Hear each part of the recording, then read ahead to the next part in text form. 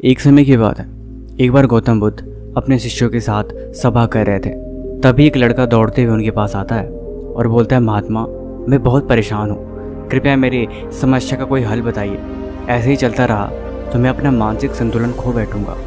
बुद्ध बोले, अरे ऐसी क्या बात है, तुम क्यों परेशान हो, अपनी परेशानी बताओ। वो लड़का कहता है कि मेरे मन में ना चाहते हुए भी बार बार अनावश्यक चिंताएं घेर लेती हैं और मैं हर बार गहरी चिंता में खो जाता हूँ और उसके बारे में बहुत बार सोचने लग जाता हूँ। मैं जानता हूँ कि वो चीज़ें ज़रूरी नहीं है, लेकिन फिर भी उनका ख्याल बार बार मेरे मन में आ जाता है। कृपा करके मुझे बताएं कि मन में आ रहे ख्यालों को कैसे रोकें।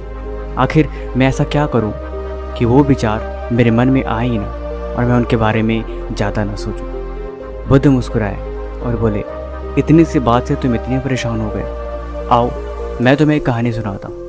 एक बार की बात है, एक बार एक भिखारी एक सेठ के घर पहुंचा और सेठ से कुछ मुद्राएं मांगने लगा कि भिक्षा में मुझे कुछ दान करो। सेठ आया और अपनी जेब में हाथ डाली, लेकिन उसके जेब से कुछ भी नहीं निकला।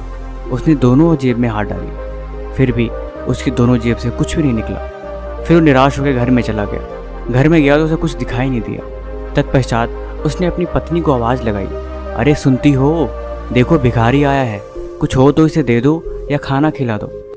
लेकिन कोई भी आवाज़ नहीं आई। अंदर जाके देखा तो उसकी पत्नी घर पे थी ही नहीं। उसको कुछ समझ भी नहीं आया। उसने क्या किया, बगल में एक थाली पड़ी थी, वो थाली को उठाया और उस भिखारी को दे दिया। भिखारी उस थाली को लेके धन्यवाद कहता हुआ खुशी खुशी चला गया। तो उसने पत्नी से बोला, तुम कहाँ गई थी, भिखारी आया था, मुझे कुछ दान देना था, लेकिन मेरे पास कुछ था ही नहीं। तो पत्नी ने पूछा, फिर तुमने दान में क्या दिया। उसने बोला कि यहाँ पे एक थाली रखी हुई थी, मुझे कोई और वस्तु नहीं मिली, इसलिए मैंने वो थाली उठा के उस भिखारी को दान में दी थी। पत्नी चिल्लाने लगी, अरे तुम्हारा दिमाग खराब हो गया है क्या, तुम पागल हो गए हो। वो थाली नहीं, वो चांदी की थाली थी, वो बहुत ही कीमती थी। तुमने वो थाली उठा के भिखारी को दे दी। दौड़ के जाओ और उसे मांग के वापस लेके आओ। तुमने ये क्या कर दिया। वो सेठ घर से बाहर निकल जाता है उस भिखारी को ढूंढने के लिए कि वो भिखारी कहाँ गया। काफ़ी दूर जाने पे आखिर वो भिखारी दिखाई देता है। वो उसे दूर से आवाज़ लगाता है, अरे भाई, मेरे भाई, रुको रुको। तो बोलता है, क्या हुआ सेठ जी, आप इतने परेशान क्यों लग रहे हो। वो उसे बताता है, दरअसल जो थाली मैंने तुम्हें दी, मैं तुम्हें ये बताने आया हूँ कि थाली बहुत कीमती है, इसे कहीं कम रेट में बेच मत देना, या हो सके तो उसे बेचना भी मत, क्योंकि जानने जाने में तुमसे गलती हो जाएगी और तुम्हारा बड़ा नुकसान हो जाएगा।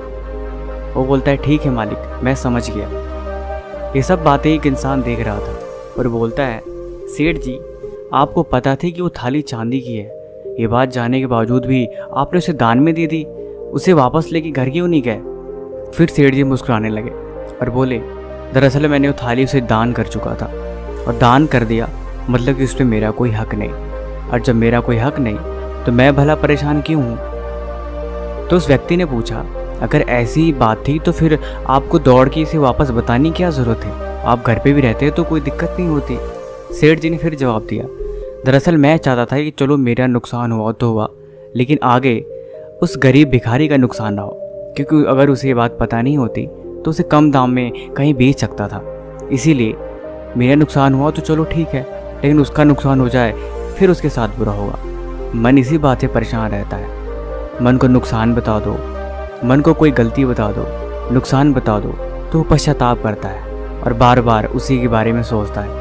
इसलिए मैंने भिखारी को बात बता दी। फिर गौतम बुद्ध ने बोला, समझे, मन ऐसे ही है, मन बस अनावश्यक चीज़ों से परेशान रहता है। तुम बहुत ज़्यादा सिर्फ उन बातों को ही सोचते हो जिस बातों का तुम कोई हल नहीं निकाल सकते। बहुत ज़्यादा सोचने से समस्याओं का हल नहीं मिलता, तुम बस उन्हें सोच के चिंतित रहते हो। इसीलिए अनावश्यक चीज़ों का बोझ हटाना हो तो मन को यकीन दिलाना सीखो कि दरअसल कुछ नहीं हुआ है।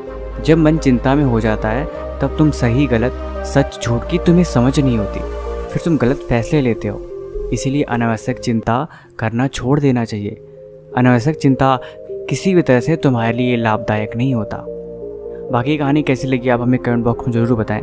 किसी भी तरह का सवाल है तो आप हमें कमेंट बॉक्स में पूछ सकते हैं। तब तक मिलते हैं हम आपसे एक और कहानी के साथ अगले दिन। धन्यवाद।